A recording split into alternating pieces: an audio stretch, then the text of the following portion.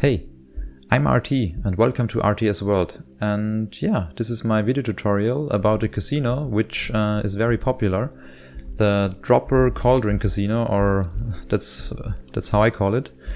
Basically you can choose a currency with which the casino is being powered. For example, in this case it's diamond blocks. You just throw it into the input and it will get blocked off, and then you will receive your prices. In this case it was 5 diamonds, I think. And then you can do it all over again. So you just throw in another block, wait what you get, and yeah, this time there was a netherite ingot. So very nice. Basically, I will show you in this video tutorial how to build this casino block by block. But first of all, I will show you how this works and which redstone components will go into the casino, and go a little bit more into detail how you will perform all the tasks here, what's the components doing, and how the chances are calculated. So yeah, let's get started. So let's get started with the explanation part. We have here a custom casino with 10 droppers, and 4 of the main prizes are netherite ingots and 6 of the first prizes are diamonds. So we have here just a simple button, not this very fancy diamond block input there, to make it more easy. So you just press it and you will receive your prices, then you will press it again. You can play as often as you want, and yeah, until your droppers are low on inventory. And as you can see here, we have here redstone lamps which indicate the inventory of the droppers. So for example, if I would put out all the diamonds of this one, you see this lamp turned off. So I will just throw them back, so everything is back on.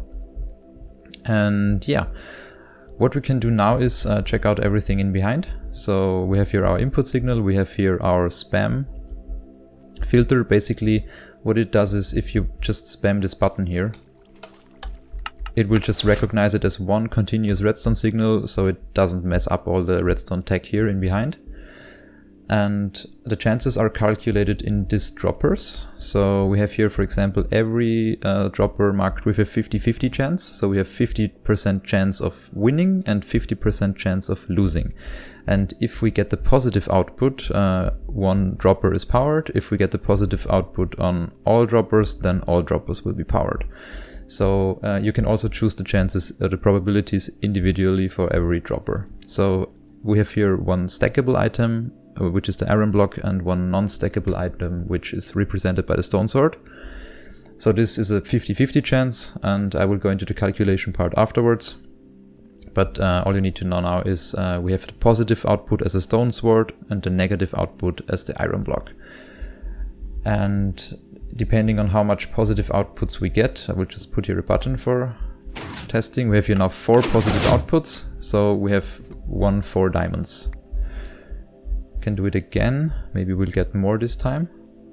Just hit the button again. No, another 4. Could we get more? What? Why is it only 4?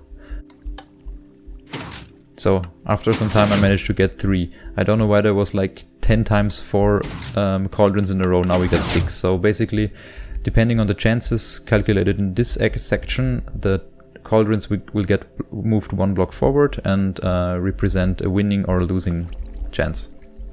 So what every single one of this cauldron does is, if it gets activated and it's then over here, and it's adding 1 signal strength to this row of comparators. And for every 1 signal strength added, we power just 1 more dropper in the casino line above, and therefore spit out the prices. So it's basically very simple, and I will show you to build it all. But first I will go into the calculation part very quickly. So we have here 50%, as I mentioned before, and that's because we have here the stone sword, which is the positive output, and the iron block, which is the negative one. And this is the reason for this is that that stackable items have in a dropper a signal strength of 1. So we only could light 1 redstone lamp in this row. If we move to the stone sword, we get 2. So that's why a signal strength of 2 will move the cauldron forward by 1 block. So if I go here and just throw into this dropper 1 stone sword, you see here this cauldron only gets moved forward by 1 block, and now my stone sword ended up here because it got reset everything. So, and to the chances now. I have here the 50-50 chance already represented by the stone sword and the iron block. If you just put in 1 stone sword in the hopper, you will end up with 100%, of course. So every time you would win all the prizes. If you will decrease if you would decrease the chance, you could do it, for example, by 75% chance of winning, putting in 3 positive outcomes. So that's represented by the 3 here, and a total of 4 outcomes altogether. So we divide just 3 by 4. We end up with 75%. And you could just go on. If you have a total of 3 outcomes and 2 of them are positive, you have 2 divided by 3, which is 66%. And yeah, here's a 50-50% chance. Then the other way around, if we have 3 outcomes in total and only 1 of them is positive, we divide 1 by 3. So we have a 33% chance. And we could go all the way up. The lowest chance for 1 dropper of this row of 10 would be 11%. That's 9 outcomes, and only 1 of them will win you the prize. So that's basically how the chances work, and you could do everything in between just as you like. And you could also fill in the droppers completely random how you desire. So you could put in here, for example, 6 items, 1 is positive and all the others 50-50. It would just end up the total chance of winning for the prizes. So you can do just individual chances for every dropper. And in this case, if we have 10 droppers with chance of winning of 50%, we have a total chance of around 0.1% of winning the grand prize, which is 4 netherite ingots and 6 diamonds in this case. And how you calculate it is just multiplying all the chances and then multiplying that by 100. This time it's 0.5 times 0.5 times 0.5, 10 times. And then just multiply it by 100%, then you will have the percentage number of your casino. So now we move on to the block by block tutorial. As you can see here, we start 4 blocks above the ground. There we put our dropper, which represents the first of the 10 I put into this casino. So just go 2, 3, 4, 5, 6, 7, 8, 9, 10. 10 droppers in a row. And then from behind, just put a row of blocks in, and then 2 rows of redstone lamps. You end up with this configuration, and as you can see here, I will just grab an item frame for short. So here we can see all our prices afterwards displayed, and yeah, I will just use some colors to indicate everything a little bit better. Now we want to just get a comparator output from all the droppers to check their inventory. So we put in a row of comparators just directly behind the droppers. And we just run these comparators into a line where we just throw in some redstone torches. Then we put another row of blocks above the redstone torches. Here another row of blocks, and what we end up with is redstone torches which should be unpowered if the inventory is here empty. Then we have here a little bit of repeaters going on, and finally another row of blocks. So that's basically our checking system or our inventory checking system. So if I would bring in here a piston, you see only this lamp lights up, so we can see, okay, this dropper has inventory and is basically full of prices. If, for example, one lamp here is deactivated, I would suggest not playing in the casino because you are not able to win all the prizes because something is very low in inventory or empty. So next up, we want to make sure our droppers can be powered, and we achieve this by just throwing in some redstone torches here on these blocks. So this orange line now this line of torches should now power all the lamps above, so don't worry about that. And then we will just put here another different color in, so you can see better what's going on. So another row of torches, just one below, and all the lamps should be off again.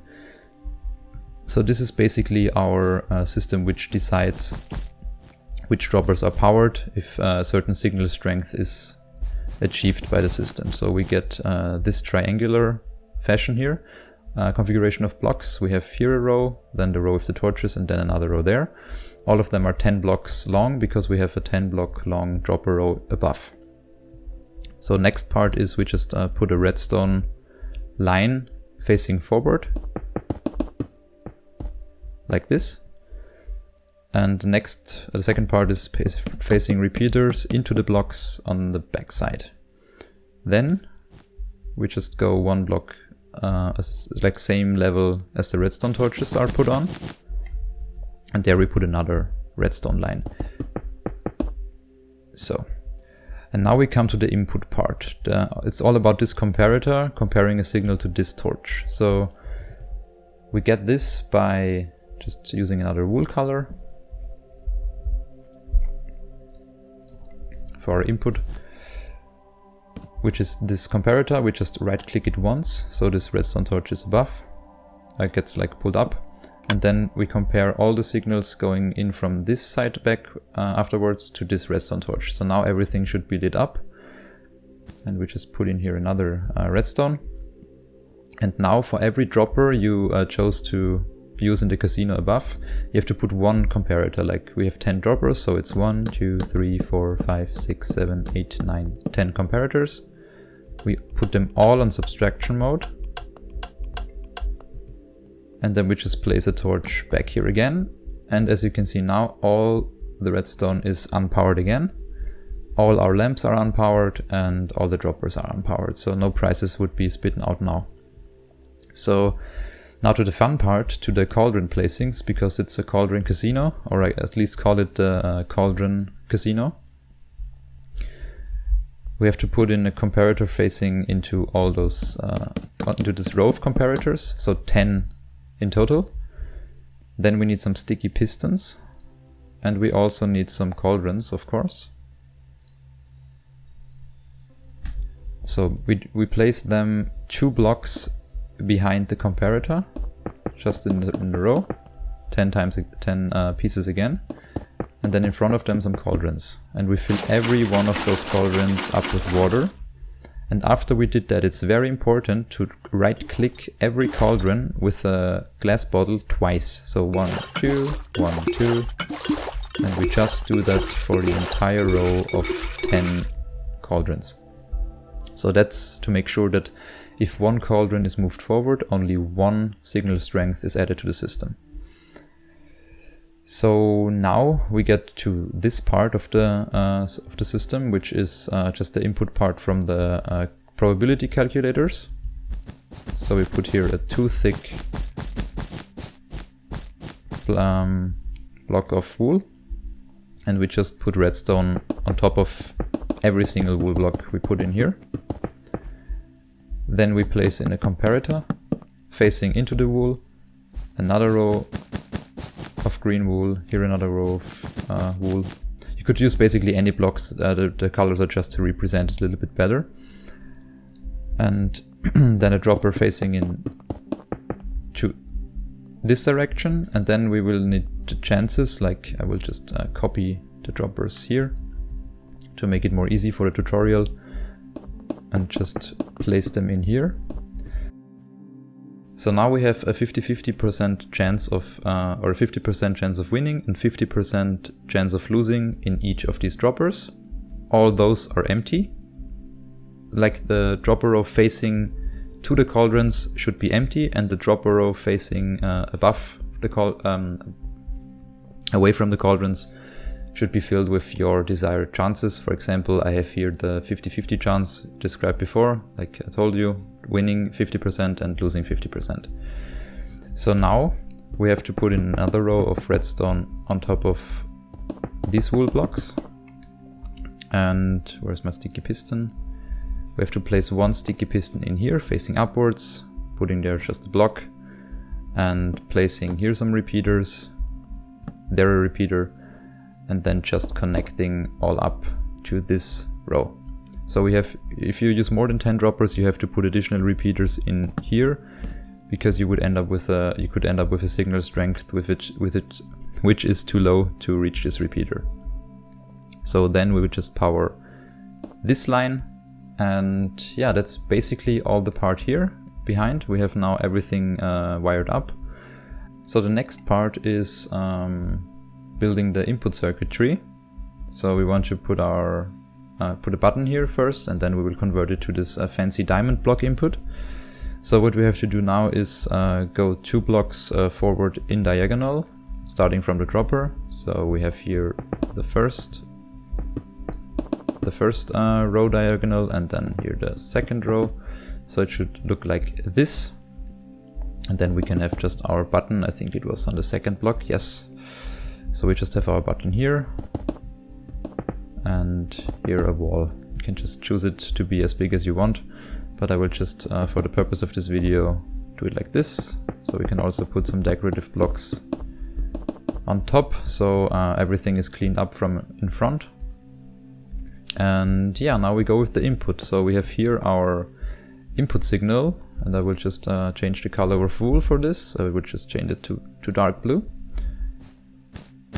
So we have here our input signal, and basically what we just want to do is put it all the way across to this input line here. This is our input line for the casino. So we just wire it up like this. And yes, I think you have to go down 1. So at this time you are also able to test it. So I basically just throw in here a redstone torch. And what it should do is it should should push the cauldrons out 1 block. And after that just retract them again, the pistons. So if something is messed up, just rewatch a few earlier sections of the video, then you just did something wrong. But if everything works well, the cauldron should line up again in 1 row after they were moved 1 block forward. So the next part we have to do is just make sure that no one could spam our casino, because now if I just hit the button, as you can see here, I can hit it as fast as I want, and that would certainly mess up with the casino tech in behind. So we want to make sure to have here a small, very easy pulse extender. Just by doing it like this. We have to also invert the signal. So we have here now the redstone torch turned off. We have here a line of redstone, another redstone torch, and the comparator clock for pulse extending. So we just need a repeater and 4 ticks here. Block input 2. So I will just remove this single redstone for this block. If you want to just use the diamond blocks afterwards, it would make it much easier. So now we're at the times we can just press this button. And as you can see here, now we got 8 of the 10 out of the 10 fired. Can just press it again. Now we got 6. Press it again. Now I just got 5. So it's basically completely random based on all the chances you put into these droppers here, as I explained before. So that's basically all the casino tech done. You cannot spam the button, so if you just spam it and just hold it down, nothing will happen. The casino will just do its job and not be disturbed by anyone just trying to mess up with your redstone tech. So now we got 3. And yeah, so on. I could just do testing forever now. So what we have to do now is grab some glass and some water and some ice. And also some fancy building blocks like quartz. And now we go 1 block down. So you could also like change those blocks out of quartz blocks. It doesn't matter. I just put iron blocks there first for no reason. And what we do now is put in this water system. It looks like this. So we go 7 blocks across like that. 1, 2, 3, 4, 5, 6, 7. On the 8th block the water will go down and just flow out here. So that's basically what we want. Then we will throw another row of quartz blocks in like this. And another row of glass in front. And we'll just leave this single block as an output, as I did it here. Like you can just grab it from the casino input, you can just grab your goodies afterwards very easily. So I also need a pressure plate to stop the water from flowing. And after that I can just safely put in the water without destroying some redstone below. And if you want to do it faster, you can just swap all those blocks out for the ice blocks. So, oh no, hopefully I didn't destroy anything, but luckily most of the redstone contraption is waterproof, so, or not waterproof, but it's at least one block elevated, so everything is fine. And if I press it now again, everything should work. Yes, everything is working properly. So we can also just extend this glass wall like this if you want to do it, but for the purpose of this video I will just leave it like that because I have to access the hoppers afterwards. So we can just put in some nice flooring here, like that, so we can stand on it properly. So let's do it like this. So now everything is basically ready except for the filling of the droppers, and I will just go again with netherite and diamonds. So first 6 we would do diamonds, and for the last 4 we would do netherite. So just throw in everything you will like as price. You can throw in whatever you want, basically beacons, diamonds, just really whatever you like. There's no limit for what can be just dispensed out of a dropper.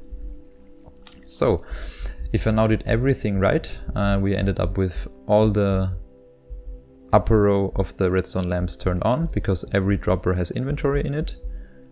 And if we press the button, you can also see we have here now that we won 1 netherite ingot and 6 diamonds. And what we want to do now is just put in the last part of the video. We put in the diamond block input, so we have to pay 1 diamond block to play the casino. Oh, now we want a netherite ingot again, nice. So let's start building this input. We just removed the button here, and we'll also get some space here just by removing a few blocks. And we want to throw in the diamonds here. And yeah, just put in here a sign, item frame, put in the diamond block. And you can also get this a little bit more tidied up by just adding a birch trapdoor or any kind of trapdoor here, which is not iron, because you have to power it and then a dropper wouldn't work. So basically any wooden trapdoor will work here. And what we also want to do is to make sure that when we play, the input will get blocked off. So we cannot throw in another diamond block, so we don't lose any unnecessary diamonds, and our customers of the casino will not get very angry at us because they're just throwing in 2 diamonds and think they can play twice. So yeah. What we do now is put a piston 2 blocks behind this hopper, and just putting there a quartz block or any building block you want, and in front of it, it should look like this. And if the piston extends, it will cover the hopper here completely. So the next step we have to do is hook up a chest where all the diamonds get stored. I just will put it here and just do it like this. What you have to make sure is to not face the hoppers like this. They're not allowed to face downwards, so just face them sidewards, all of them.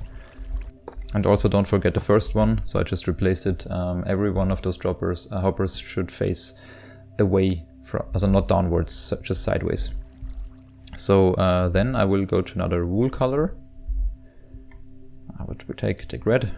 So now we have everything nice tidied up here. So the red part is now just taking in comparator output from the first hopper, and just going with the redstone lining here, putting a redstone torch here, and then we need target block to reorient some redstone lines. I will show you shortly. Just put it here, and then just go 1 down and put 2 redstone dust here, so this redstone line should face into this target block. So now we have everything to put our filter item in. So we chose diamond blocks, so just throw in here everywhere diamond blocks, but in the first slot we have to do 18. So if any diamond block is added, like this one, it should get sucked down by the hopper. So if I just add here some diamond blocks, or if I just throw all of them in, it should always end up with 18 here if you did everything correctly. And the excess diamond block should end up in this chest down below. So that's our input system. So now we have to, so now we want to move this piston here one block forward, or it should push the quartz block above the hopper if the casino gets activated. So we have to power this piston with a clock, or an extender basically, not a clock, sorry. We just put in here a pulse extender, block this off, this is very important so it doesn't mess up the system. And then we just go 2 blocks over here, 1 block above, 1 block on top. Then we grab a repeater, just go into this block and put there a redstone torch. And what this does now is if we throw in a diamond block here, it will just cover the hole. So basically we just extend the pulse and keep the input closed. What we also want to do is keep the input open a little, closed a little bit more until the casino is ready to be fired again. So we just grab an output from this comparators here with a repeater and just connect it up here again. So what it does now is it stays a little bit longer closed until the casino is ready and can be played again. And now we come to the last part, which is basically connecting everything up. So we can also give a signal to the casino to let it know we're ready to start. And I will give it some green wool. We basically read this dropper here below. So if here any diamond block will pass through, it will just get recognized by our comparator, run into this repeater, and then we just build up like this. These 3, you can also put this block green so you know it. The 3 blocks above, and just wire the signal upwards. So now everything is wired up correctly, and if you throw in a diamond block in front, the input will get blocked and your casino will start. And if the casino is ready to go again, you can just throw in another diamond block and everything will start from new. So basically that's how to build a Cauldron casino with diamond block input. I hope you had fun, and I have a world download link in the video description, so you can just check out everything in detail, check out the tables with the probabilities, and just yeah, check the world out. I think basically it's very nice to split up in colors, so you can also skip back or like scroll back to another video segment and check, okay, that's color blue, I already built it, that's color orange, I already built it. So some feedback would be nice there on this side. So yeah, that leaves me just with one thing to say. Thank you for watching, and I hope to see you in the next video. Bye bye.